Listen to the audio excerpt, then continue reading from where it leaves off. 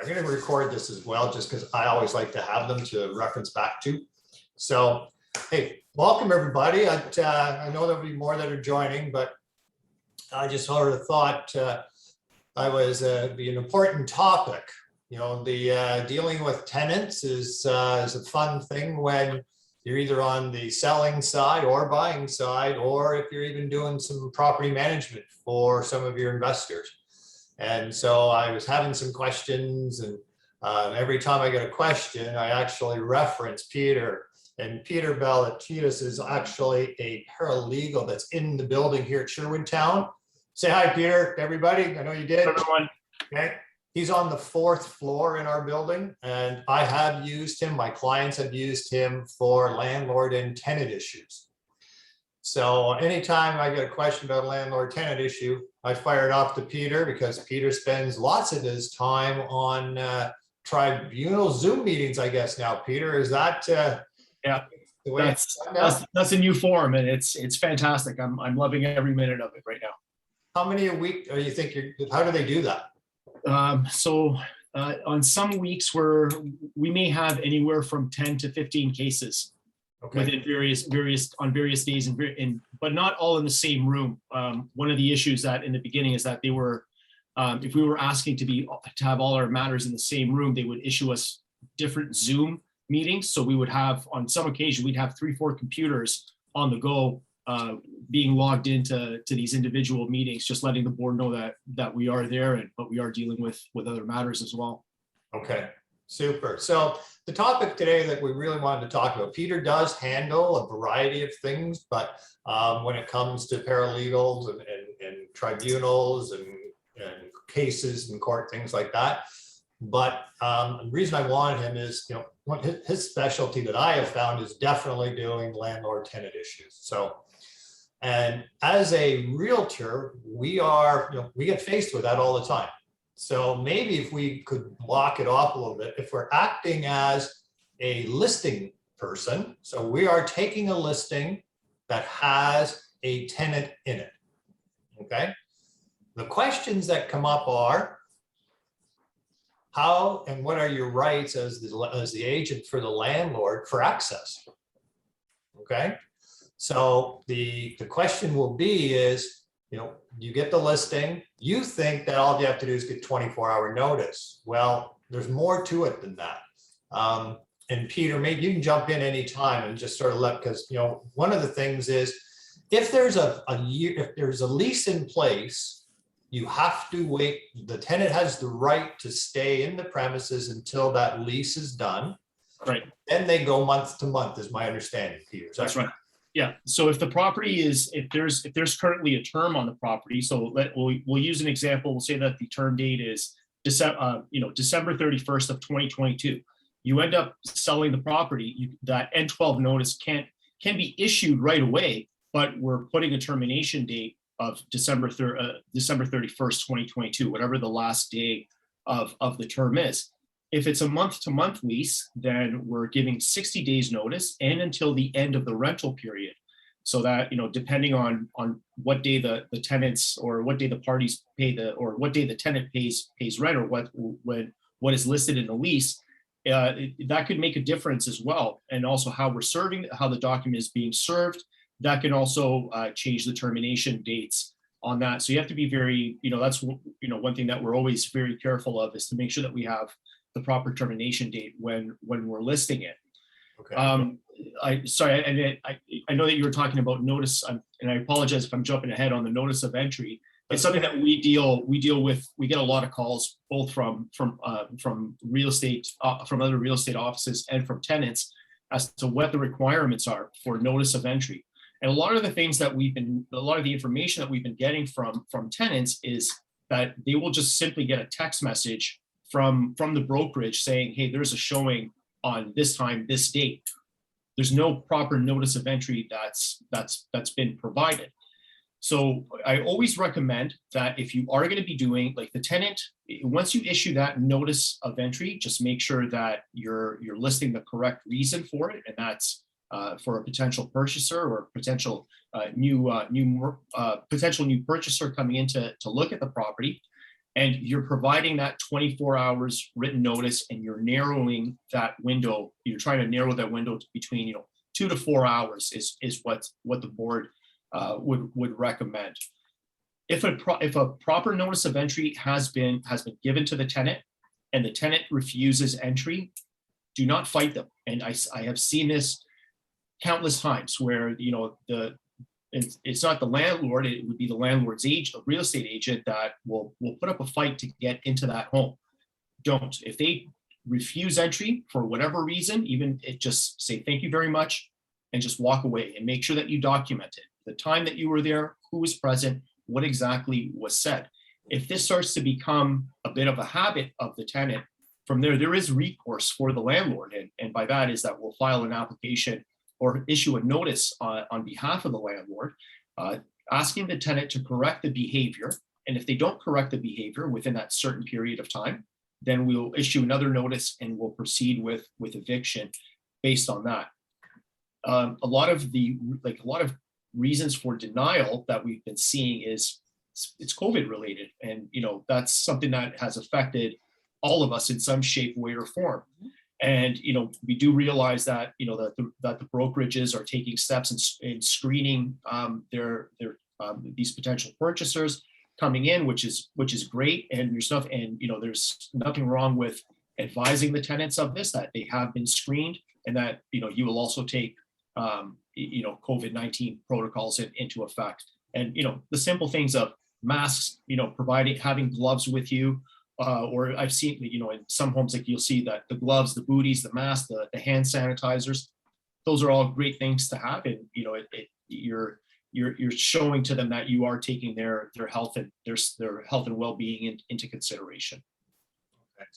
Peter, when we actually have a listing that, has a tenant, we get access, we've shown it, we get the offer becomes firm. When does the landlord, I guess, have the right, the owner, to have the right to give the N12 notice? Is it upon a firm agreement? And who has to give that notice? So the notice can be given once the deal has been firmed up. Okay. Yeah. So whatever date, whenever that happens, that's when the notice can be provided. In a perfect world, I'd be the one that's going to be issuing these notices on behalf of the landlord. But ultimately, the landlord can provide the notice themselves. They just need to make sure that again they have the proper termination date listed, and they're serving it in a method in accordance with the act and the regulations. Okay. What kind of proof? Like you can serve the notice by just leaving it in the mailbox, correct? That's right. What if they say they never got it? That happens quite a bit. So that's the purpose of the certificate of service. And the certificate of service, there's been plenty of cases talking about this. It becomes, once that certificate of service is filed, it's the equivalent of an affidavit or a declaration, and it's prima facie evidence, meaning that the document itself carries a substantial amount of weight to it. So, we've had times where we'll issue notices by mail, we'll file the certificate of service, and the tenant will say, I never got it. It never came to me in the mail. And what happens is that it's not up to me to prove that I've sent it. As long as I filed that certificate of service and I've demonstrated how I have sent that document, the onus then changes to the tenant. And they're the ones that are going to have to prove that there was a mail interruption, that there was no mail coming in during that period of time. And it's an uphill battle for the tenant to prove. And the same would happen with registered as well. Like we'll send out, like we have some clients that are adamant that, we send it out by registered. And sometimes the registered letter will stay there, or when Canada Post asks for a signature, they'll say return it to the sender. So it becomes it's a delay tactic. But nonetheless, it's the certificate of service that's going to be the proof that you sent it. Again, if you also want to take pictures as well. We can also attach that. So what do you do with the certificate of service? I'm sorry? What do you do with the certificate of service? So you give it to the tenant, And then you send it to the landlord tenant board right away? The certificate of service? Yeah. No, that's a document that's filled out by the landlord. And that will be attached when when the application is filed. So, okay. Yeah, the certificate of service does not go to the tenant at all. Mhm. And then, so if we look at that, you say you've given the notice. And this is what typically has happened in the past is you don't hear anything from the tenant. Then it's coming closer to the closing date. And all of a sudden, the buyer wants to go back for a revisit, goes back for a revisit, and you can tell no one's packing up anything. That's the first indicator, right? So a couple of points is if you are on the listing side, okay, and you are selling a property, the buyer's agent is going to have in there vacant possession. My recommendation is if there is an existing tenant in there, that you do not put vacant possession. Okay, you can certainly put a clause in there that, the seller will do, their utmost best to have vacant possession, but the buyer states and approves that they will assume the tenant in the event that the tenant does not vacate. Okay. But in a case like that, Peter, when the tenant has been given notice, all of a sudden closing date come, and it's the end of the term, so they do have to be out, and they don't leave. What's the rights of the landlord? Okay, so I'll just clarify one point. The tenant does not have to leave. The tenant still has the right to stay in the rental unit, even if they've reached, it's a month-to-month lease, or if there's a term. Sorry, they're testing the fire alarm, so you're going to be hearing some. That's okay, nothing important. Okay. So yeah, the tenant does not have to leave. They have the only time that they can leave is if an order has been issued by the board, or that the parties have reached, they've decided to terminate the lease on consent. But we do see that a lot where, again, there's, at the end of the 60 days, the buyer comes in, tenant is still in there. Unfortunately, the tenant does not have to leave. And as long as, the application has been filed before the board, we have to wait for a hearing date. The tenant is allowed, or does have the right, to challenge the application. And especially now with the new changes that have come into effect, prior to that, all we had to demonstrate was that, the genuine intention of the landlord or of the purchaser. Now with the new changes that have come into effect in September, the tenants are able to raise bad faith, and there can be a determination of bad faith that can be made at the hearing. And it does happen where, multiple notices have been given, or, the board finds that there's a bit of harassment, or they don't believe the purchaser. And, we do see that a lot, not specifically in my office, but we have seen it before the board where documents are not complete, the deal is not firm, there was never a sale that took place to begin with, and all these issues can be brought up, and the board can refuse the eviction if they do find that the landlord is not acting in bad faith or is not acting in good faith. And the same would also apply to the purchasers as well. Okay. So even though they've been given the N12, even though their lease is up, because you're doing the closing date after their lease should be terminated, even though the buyer, the notice has been given because the buyer is going to have, for personal use is usually the one, the tenant does have the right not to vacate. That's true. That's right. They have a right to challenge that application. Okay. And they don't have to do anything they don't have to notify the board. They don't have to notify the landlord of their intent to challenge. No, they don't. If they'll usually make that known right away, that they are going to be challenging the application, or they'll say, let's just wait until, let's get a decision from the judge.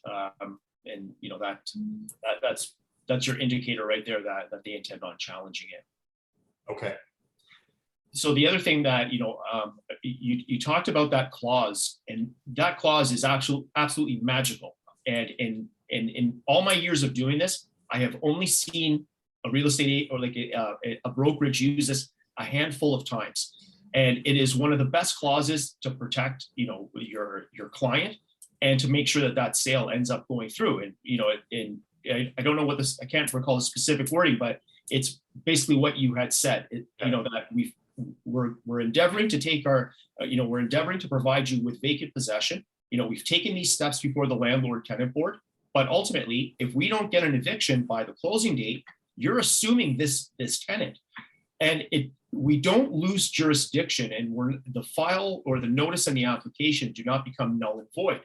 We're still acting on behalf of the landlord. We're still trying to ensure that that clause is or that requirement is met in the agreement of purchase and sale, and that we're still following the guidelines of the Residential Tenancies Act. So if the property does end up changing hands, we still go before the board. We still bring in the purchaser, but we just advise the board that, hey, the property has changed hands now, and we need the eviction. We need an immediate eviction on this. Okay.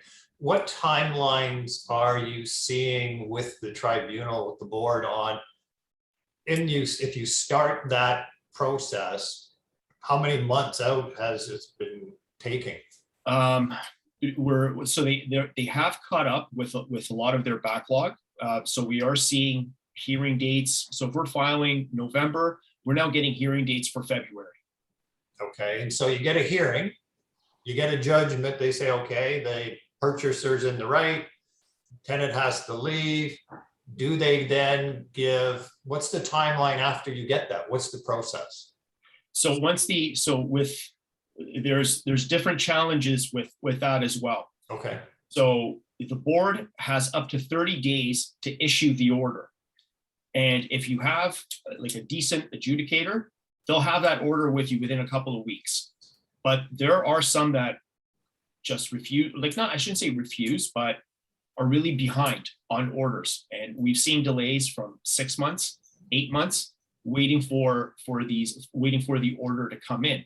And that, because they haven't, the order isn't based on the termination date that's listed on the N12, they're now going by current date, and then they'll typically add on a few more weeks in favor of the tenant. Wow. Okay. So it could, so it could be, and then beyond that, then even if then all of a sudden the tenant doesn't move out, when do you have to apply to get a sheriff involved or an eviction? Yeah, so once the order has been issued, the board will state what date that the landlord can apply to the sheriff's office, and then once that date has been reached, we file the application, or we file the notice. We file a copy of the order and the application with the sheriff's office, and depending on which region we're talking about, Peel, we're looking at now 3 to 4 weeks before the sheriffs come out. Wow. So it can be we're not literally you're 8 to 10 months before you actually get the tenant out, possibly. It can happen, but we're I would say look at the 30-day rule, but again, we do see some delays with the orders being issued. Okay. But if you get a tenant that's playing the game, it just, it rejects and just, doesn't do anything, there's that. So realistically, it can be 3 or 4 months, probably after the original closing date. Possibly, yes. Okay. Okay. So important that, right? Go ahead, Eric, sorry. Oh, sorry, I was just mumbling. Thank you, Kathleen Wynn. Yeah. So,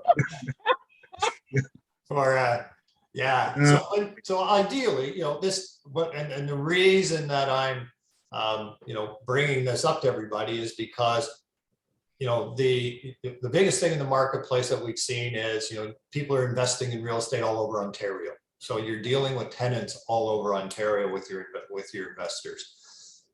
Majority of the time, my experience is we've had good cooperation from tenants. But there are the times that you need to know the rules. You need to make sure the notices are given properly.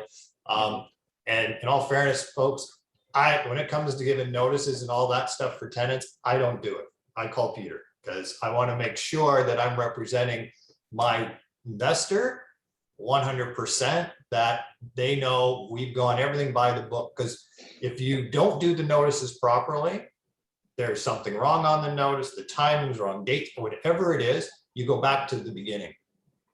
Right? So really important to hire a professional if you're going to be dealing with tenants. Now, the other thing that, you know, I get questioned on or I hear about, Peter, is what about giving incentives to the tenants to leave? The cash for keys. Yeah.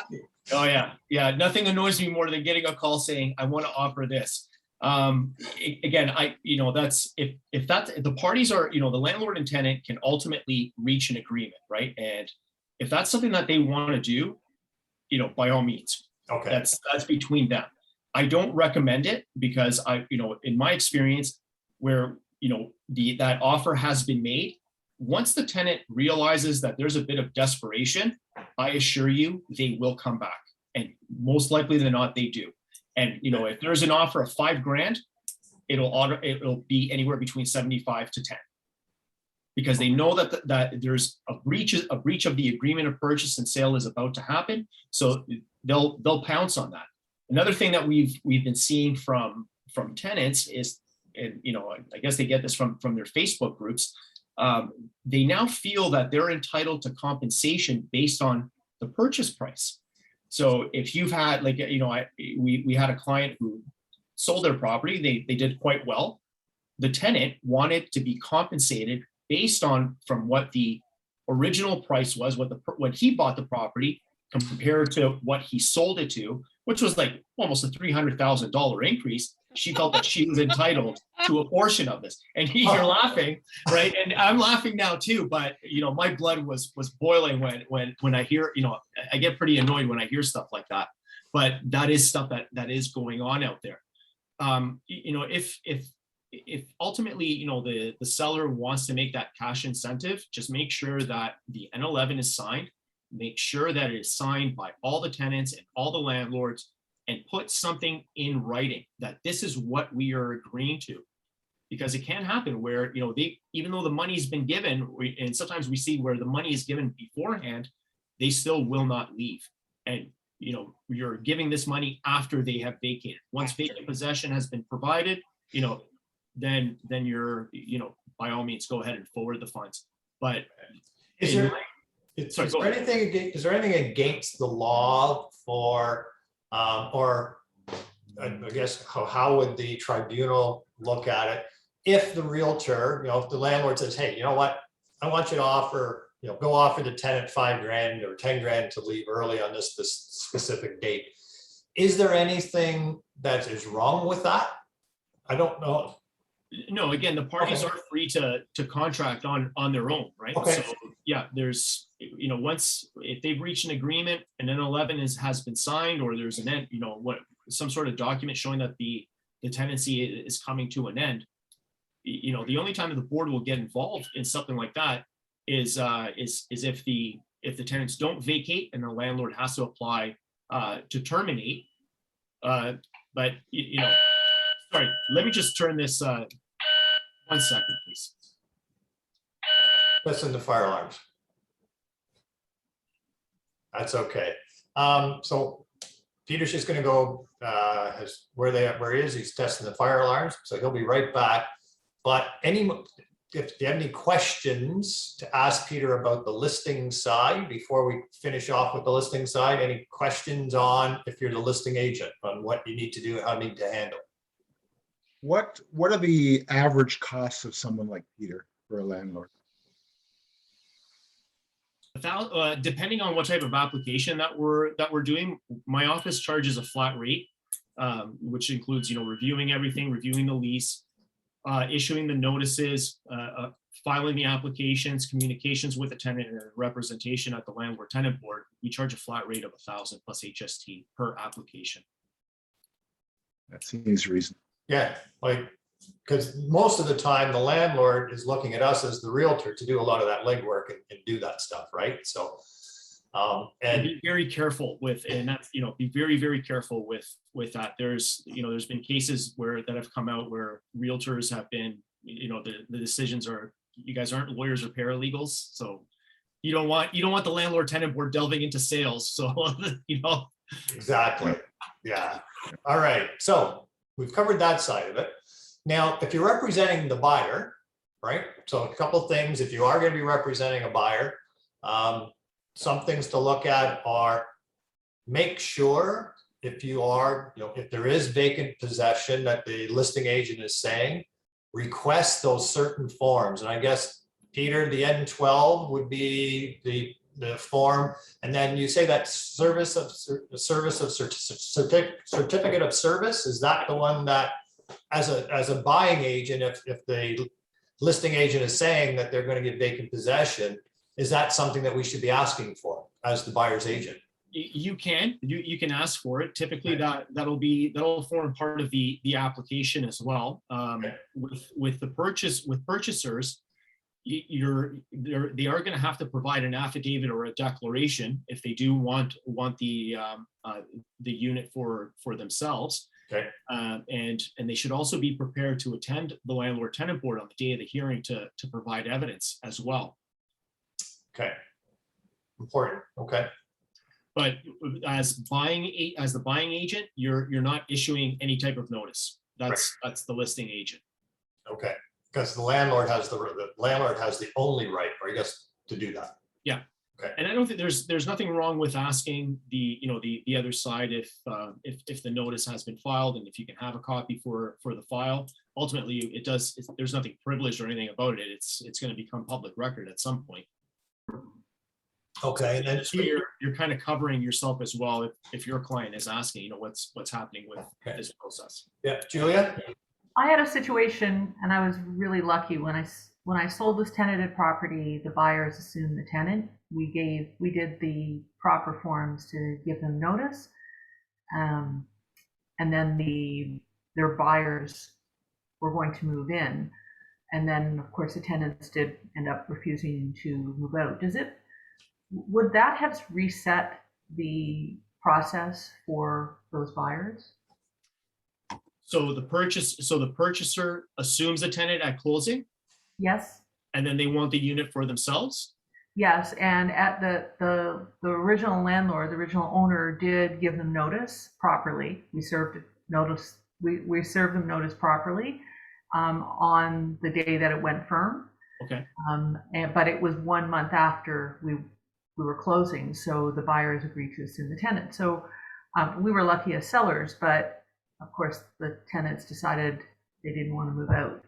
So when you're in that situation, does the process reset itself?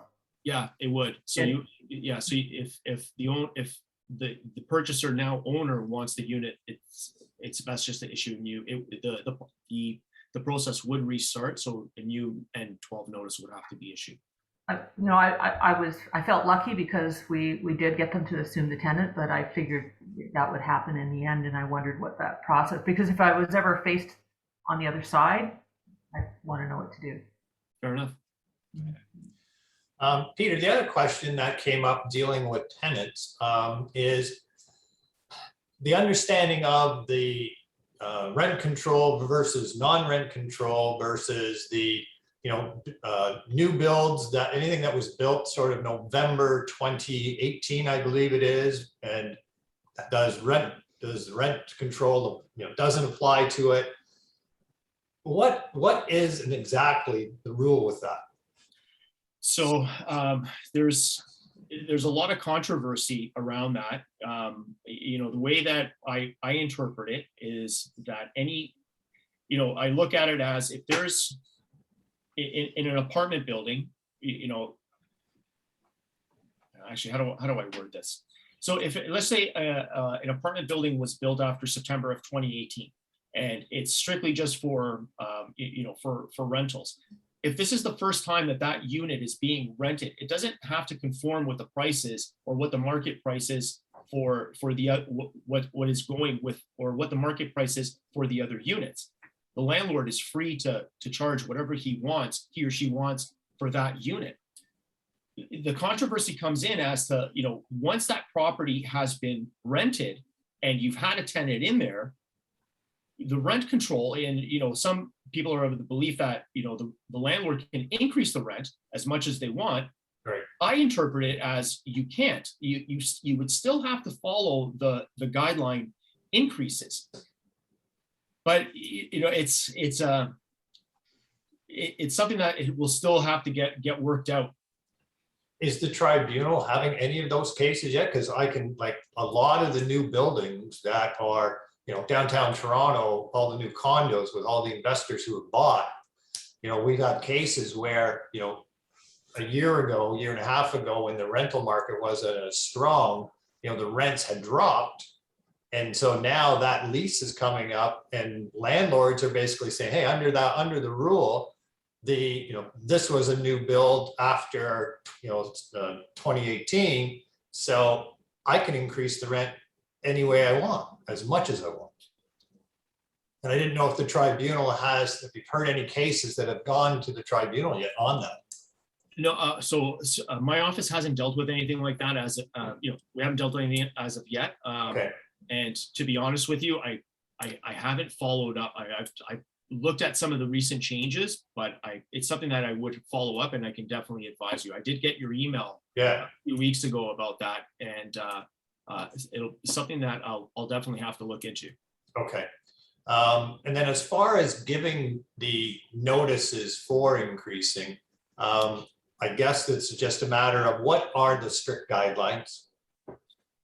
So it has to be 90 days notice and every 12 months. So every 12 months, the landlord can increase the rent, but you have to provide 90 days notice. Okay.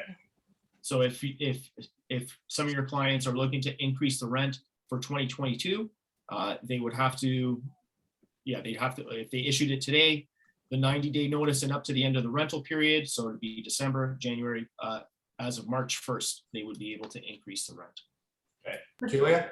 So just for clarity, that 90 days notice, let's say the lease was December 15th to December 14th for 1 year. It would be 90 days notice in advance of the 15th. I always find that hazy. Yes. Yeah. Not actually the end of the month, but the actual date of the lease. Well, the period, so what the period is from the 15th to the 14th? Yeah. Okay, so if let's just say, we'll use December 15th as the end of the term date.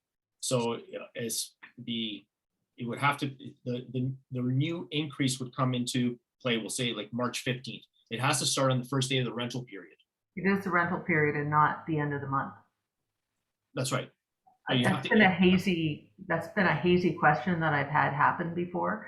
The other question I had was, in the case of the new condos that become registered and are rented before they're registered as condominiums, is the rent increase effective the condo date or the date of the rental? The lease date. The lease date, even though the owner didn't own it when they leased it?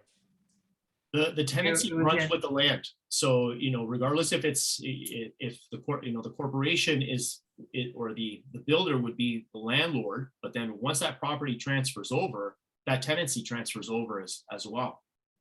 Okay. So What is the percentage that we can increase it? Sorry, Eric. that's okay. Go ahead. 1.2%. 1.2. Yeah. And it changes every year, Tina. So you just have to look at every year. But there are other ways to increase the rent as well. The parties can enter into an agreement to increase the rent, but that is also capped at 3% plus the increase rate. So for 2022, it would technically be 4.2%. Oh, okay. With that being said, the landlord has to provide an additional service to the tenant. So it can't just be, hey, we can reach an agreement for 3%. There has to be a new service or a future service that's coming into play. So, like, for example, the tenant wants a parking spot. You can renegotiate the lease price and say, okay, I'm going to provide you with this parking spot. We're now agreeing to increase the rent by 3% plus the guideline increase. Okay. So it has to be attached, that increase has to be attached to some kind of additional service or supply of something. Exactly. It's a quid pro quo quote between the landlord and the tenant. One other question was there. Any other questions right now? Anybody? Yeah, Eric? So for the last couple of years, I'm just basically telling my buyer clients, this one has a tenant, let's just stay away from it, because my understanding, and I guess just, listening to Peter, there's really no foolproof way to be able to say to my buyer that I can assure you that we'll get vacant possession. Even if everybody follows the rules and the laws that, Kathleen Wynn put out there, the tenant doesn't have to leave. And if the buyer doesn't close, they're the ones breaching the agreement, correct? So, or am I misunderstanding? Is there a clause or some process where I can say to my buyers, hey, if we do X, Y, Z, I guarantee you the tenant will be gone, or we don't have to close or whatever. So I don't think that any type of clause exists, and I really wouldn't be offering any type of guarantee that you'll be getting the tenant will be vacating. Even again, sometimes even when the parties reach an agreement, they sign the N11. There are times where the tenant doesn't leave. We still have to then take that notice and file an application and wait for an eviction order from the board. So don't offer those types of guarantees. That's my advice. So I'll just continue avoiding anything that says. I can't say do that or don't do that. That's up to you and your clients. Yeah. Ashwin, you got a question? You're just on mute, Ashwin. Just got to unmute yourself. Yes, I have a question. Suppose a condo has been sold and the tenant has been absorbed by the new owner. When the closing is done, in the meanwhile, the lease price of the similar condo. Oh, you cut out. I have a feeling that his question has to deal with market rent. Yes. The increase. You cut out for a little bit there, Ashwin. Are you asking if the new owner can increase the rent? The rent as per the new market, value of the condo, No. whatever is the lease at that moment, the new owner can ask that kind of lease amount or no? No, they can't. They can always ask. There's nothing wrong with asking, but you're not going to get it. And any type of increase. And I have seen this before where we'll have a rambunctious landlord that wants a higher rent, and tenants will agree to it, and they'll say, yeah, I'll pay your $2,600 for year one. They'll enter into, and this is a case that we had where the tenant, the landlord and the tenant had entered into an agreement, and the tenant had agreed to a new 3-year term at $2,600 for year one, $3,000 for year two, $3,200 for year three. And within as soon as he signed that contract, straight to the landlord tenant board, and that rent quickly went down back to the $1,800 a month. And the landlord is now bound by a 3-year lease on top of it. So can't evict them. So to answer your question, Ashwin, they can't, you can't increase the rent. The tenancy runs with the land. So once the landlord absorbs that tenant, they are absorbing the current lease agreement that's in place.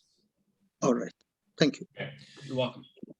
Peter, I have heard this. I haven't seen any examples of it, but something in the effect where if you're the landlord and you're giving notice, and maybe on a month to month, and you're giving them 90-day notice to vacate, I have heard this, but maybe you can clarify this. Once the tenant has been given notice to vacate, and they decide, you know what, we're going to leave at the end of 30 days.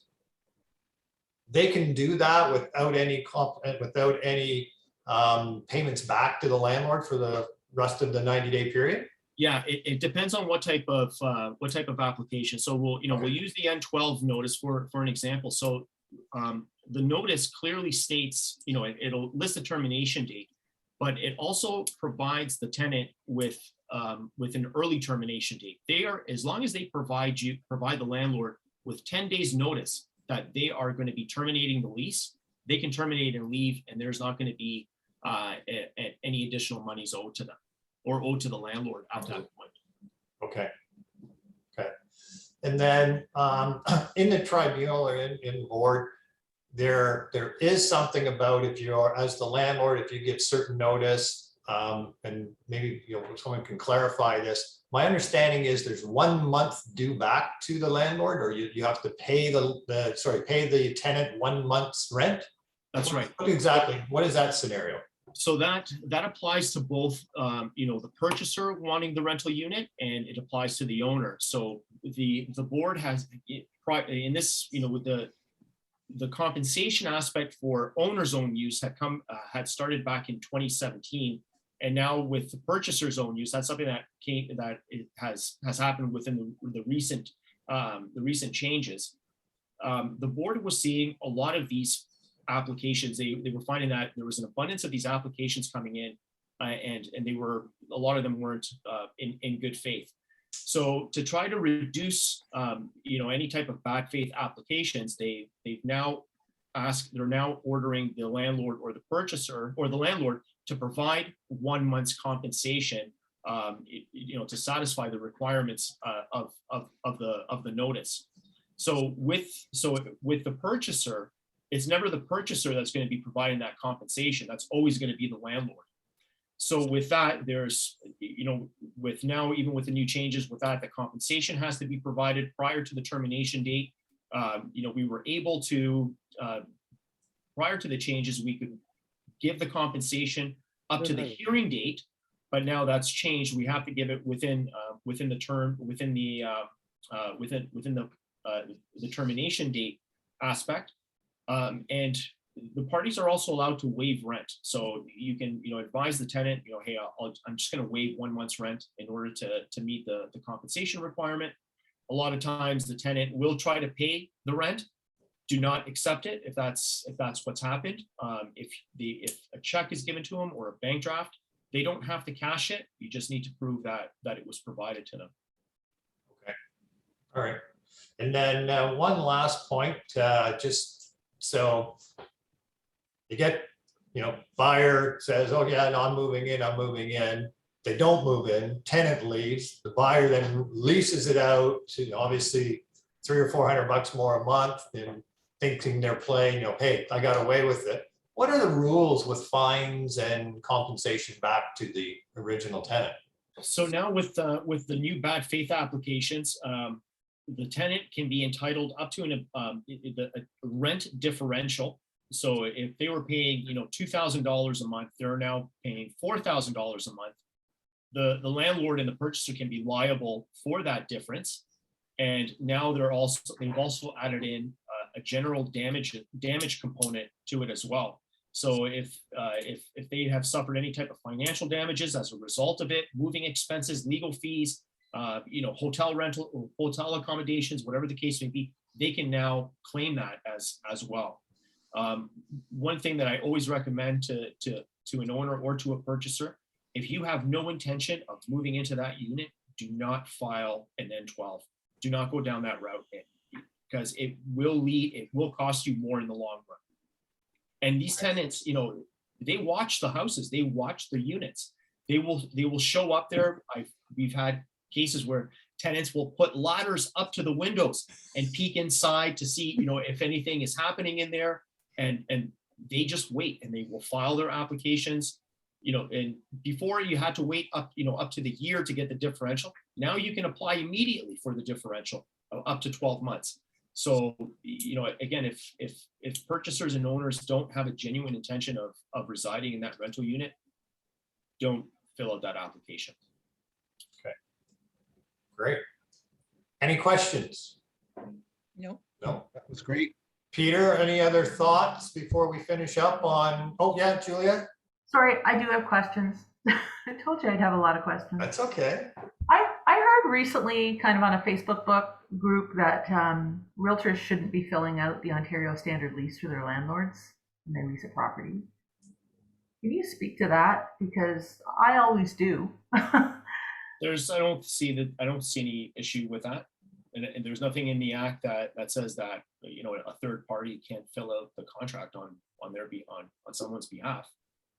Yeah. As long as the other side, it's just that it's, with any type of contract, as long as the other side has an opportunity to review it, and if there's any changes or amendments that they want to make to it, and they sign off on it, it really doesn't matter. The one thing that I do want to talk about is with notices, please make sure that, that there is an agreement in place between the landlord and the tenant if they do want to accept notices via email. So a notice of entry at that stage, sending it by email would be would conform with the act. You wouldn't be able to send any notices to terminate the lease through email, but notices of entry or any type of communications, it's always good to have that, and make sure that you are providing the landlord's address as well, and or contact details, anything, something that if the tenant does have to file an application, that they know where to send the notice to, or they can advise the board where to send the notice and the application to. And that's right in the standard Ontario lease where Yes. because I filled them out for my investors. And that's right in there where where they do agree to receive notices by email. Okay.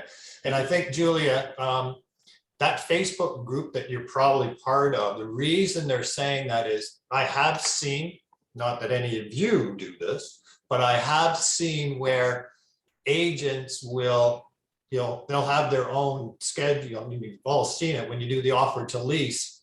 The listing agent has their own schedule A, B, C, D with all these rules and stipulations that they want the tenant to follow, which lots of them are actually against what they're allowed to put in the lease. Yeah. So, right. So what happens is on that Ontario lease, there is a spot where it says, are there any additional terms attached here? And lots of agents are saying they're attaching their schedule ABC, yet there's stuff in there that if it goes to a tribunal, they're not even enforceable.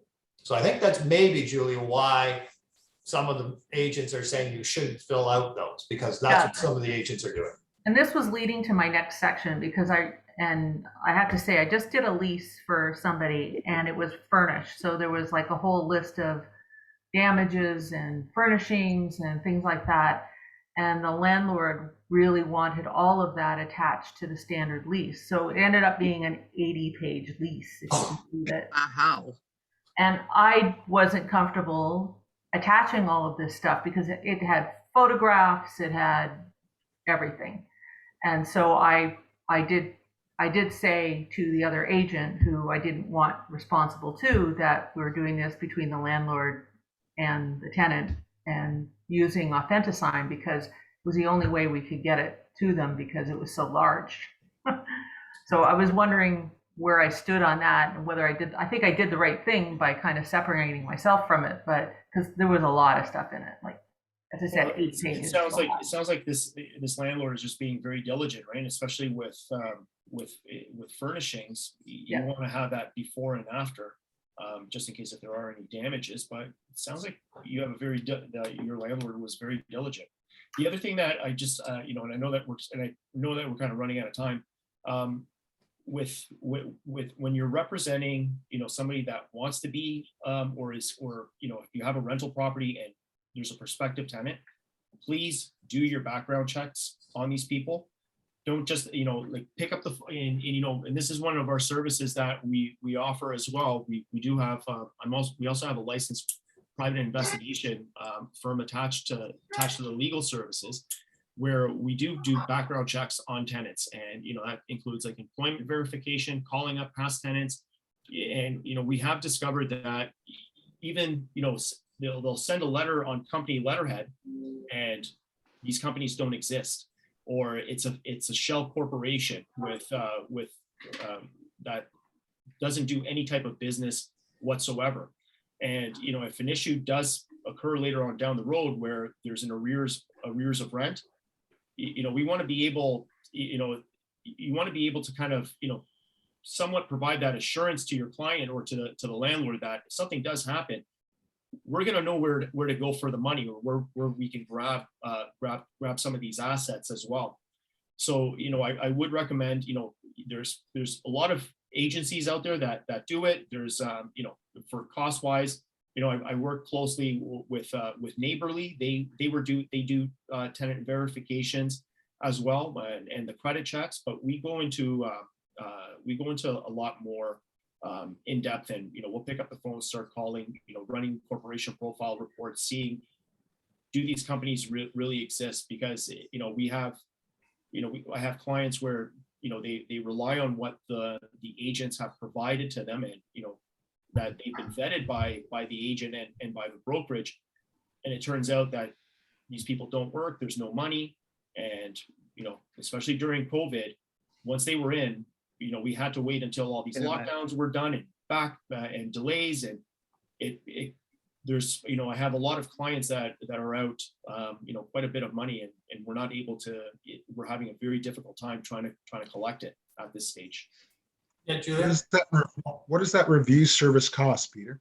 If my client, my landlord wants to have that done when they review tenants? It really depends on how in depth, and most of the costs go towards disbursement. So like, for example, us running license plates and driver's license checks, and then if they really want something in depth, it really depends on what they want to spend. If they just want something minimal, just for a review, it could cost anywhere from $100. But if they really want something in depth, it could cost anywhere up to $500 or more, depending on what we're checking. But initially what we're doing is we want to do bankruptcy checks. We want to see confirm employment. If they're bankrupt, you're not going to get any money out of them. You're going to have a very difficult time. But the point is, do these background checks. If your clients don't want to spend the money, and that's completely up to them, do those background checks on their behalf, or at the very least, if you haven't vetted them, just protect yourselves. Yeah. Guys, I gotta leave. The landlord should pay for it. All right, Tina, I know you gotta go. I have somebody, Okay. Ashwin, you have a question? Yeah. Yes, suppose there is a house which has a basement apartment which is not registered with the city, or it is not legal, and the new buyer is ready to absorb the tenant, and it is reflected in the APS. The question is, could there be any implication in the mortgage approval for the buyer? I can't speak to mortgages. That's not within the scope of my practice, so I wouldn't be able to comment on that. I can actually, Ashwin, if you are using the rental income to qualify for the mortgage, there are institutions that have started requesting a certificate of legal basement apartment for them to use that, and they will only use 50% of it. If Okay? it is legal only, then it could be considered. Yes, but there are institutions that will consider it, even though it's not a legal basement apartment. If you can show that it's been an apartment for a period of time, they're looking at the enforceability of the actual lease you have. That's what they look for. All right. Okay. All right. Thank you. And I guess one last thing before we go, I always get this question, Peter, what's the likelihood of a landlord recouping money after a tenant has left and they've had damages? Again, it really depends on on the beginning. It depends on what type of documents we have on the tenants, how quickly we can track them down. But once we get once we apply to the board and we get the order, one of the things that the board is going to take a look at with damages also is wear and tear. And one of the things that in the Act, there is a section where it is titled the useful life of a thing, and it's very detailed. And actually, you know what? Let me see if I can. Am I able to share my screen, Scott? You should be able to. Hang on. All right, let me see if I can pull this up.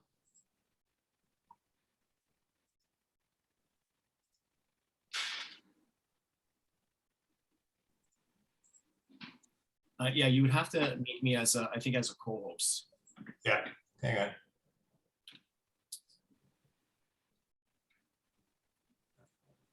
Files, report. Okay, you should be the host now, Peter. Okay, perfect.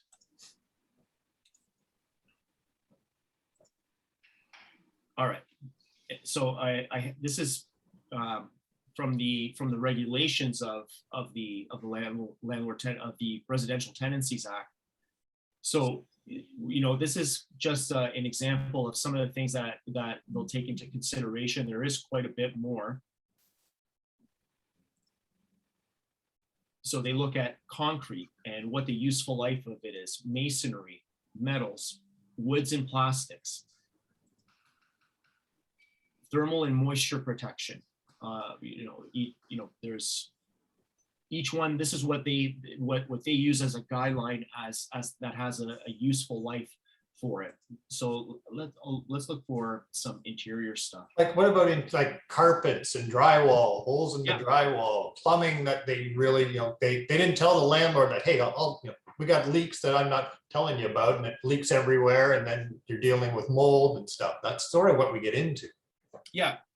So we'll look at carpets. So it's the first two lines here, common area carpets. It has a useful life of 10 years. So, even though, landlord may have taken care of the property, quite well, if damages do happen and we want to go after the tenants, one of the things that the board is going to look at is what is the age of the carpet. Okay. So if the carpet was, is 10, 15 years old, the board is going to say, well, it's already reached its useful life and it's gone beyond that point. We're not going to award you anything for that. And that's what they'll take into consideration for wear and tear. But if a tenant, we'll talk about leaks for a second. So with leaks and with maintenance in general, the landlord is responsible for maintaining that rental property. That the onus of that responsibility never transfers to the tenant. It always stays to be. It will always maintain to be it will always be the landlord's responsibility to do that. Now, we all know there's never going to be a level of perfection in a home. So, there's always things that are going to happen, whether it's an older home or a brand new build. There's always shit is always going to happen inside the house. Yeah. So it's up to the tenant to notify the landlord. So if a leak does happen and the tenant does report it right away, landlord goes in, they'll make that repair. If the tenant fails to advise the landlord of what has happened, then the tenant will be responsible for those damages. But we're also capped at the landlord tenant board at 35 grand. So if your expenses are higher than that, then if we're looking for an eviction, you're capping yourself at that $35,000 level. And that includes the rent and everything, right? No, it could be, it's per application. Okay. Right? So if you have, if there's $35,000 in arrears, and then there's $35,000 in damages, those are two separate applications, two separate orders that we're pursuing. Okay. And I guess it gets back to the idea of, in the event that somebody like our group, if somebody decides to hire you, Peter, to do the venting of the tenant, then in the event, if you've already done that venting where you've done the investigation of the tenant, in the event down the road, there is challenges that you have to go back for damages, you already have a fair, you've already done your investigation, I guess. Would it be easier then to track down the tenants? Because tenants seem to have a great way of vanishing once they leave. Yeah, they do. That's why I always recommend, get a driver's license, get, license plates, this way we're able to confirm what belongs to who. But, we have seen fake driver's licenses being presented. And as soon as we run it, it'll come back saying that this number does not exist. And, that's why we wanted, it's always best for the landlord to do these checks beforehand, because if this is something that, if somebody hires me and says, check this person out, and I run a driver's license, it's not coming back to anybody, turning out to be, there's no, the employment is fake, or, for any reason, I'm going to make my recommendation saying, yeah, this person isn't for you. And at the same time, if something positive comes out, I don't make the recommend, I'll provide them with the documents, but ultimately, I'm not the one that says, this is a great tenant for you. This is the one that you should take. I'll be the first one to say, run away from this person. But on the other hand, I won't say, you take this person. This is, this is someone that, it's the information that I'm giving that ultimately the landlord is just, I want to make sure that they are making informed decisions, but ultimately it is the landlord's decision as to who they want to rent to. Right. Super. Okay. Well, folks, yeah, Anita? I have just a quick question, Peter. So can you go after the tenant for damages and rent within the same application, or do you have to apply 2 different applications to the landlord tenant board for that? So it depends on if they're in the unit or if they are not in the unit. They're in the unit. Then you can file separate applications. If they've left the unit, then it would be combined into, it'd be compressed into one, into the new L10. So then question, so if they're still in the unit and you do the 2 separate applications, then you get 2 separate tribunal hearings? Yes. And you're not allowed to talk about the one and the other, right? Does the adjudicator know that you have something else pending as well? No, if you have an order, there's nothing wrong with presenting it as part of your evidence, but Right. you're not talking about it. Those issues have already been decided on. So what if they hadn't been decided on yet? So with arrears, we'll use an example for an arrears application. You're only focusing on the arrears. Right. But it does give the tenant does have the opportunity to raise any maintenance issues at that arrears hearing. So if, let's just say, after, the tenant decides to file a maintenance application claiming the same issues that were raised at the arrears hearing, then that's going to be, they're not going to be able to, they're going to be forbidden to raise those issues again. But if with arrears, you're only focusing on the arrears. With landlord applications, you're only focusing on the arrears and you're only focusing on the damages. So you're not going to bring, one isn't going to be mixed in with the other, and the board will make sure of that as well. Oh, I got told, so it's okay. I was just asking because it's one of those things, to me, they go together. When the tenant's not paying their rent and the property is not being kept up to even close to common standards, then that kind of, in my brain, that goes together with the fact that they're not paying rent. And I'd like to be able to say that both at, not only do they not pay rent, it's disgusting, right? Yeah, 2 separate applications. Okay. All right, Thank you. folks, I want to, I think we should end it here. We've gone over the hour. Peter, I can't thank you enough. I think very knowledgeable, very great information. What I am going to do is I'm going to send everybody your contact information. So in the event that any of them want to contact you directly, use your services, I'm going to send them the information I got on your business card and all that stuff. Fantastic. Okay. Fantastic. All right. Thank you so much, guys. Thank you for the opportunity to meet you and to talk to you guys as well. Thanks, Peter. Thanks, everybody. Thank you for coming on, and I'll let you know the next topic. Everybody take care. Bye-bye. Thanks. Bye-bye.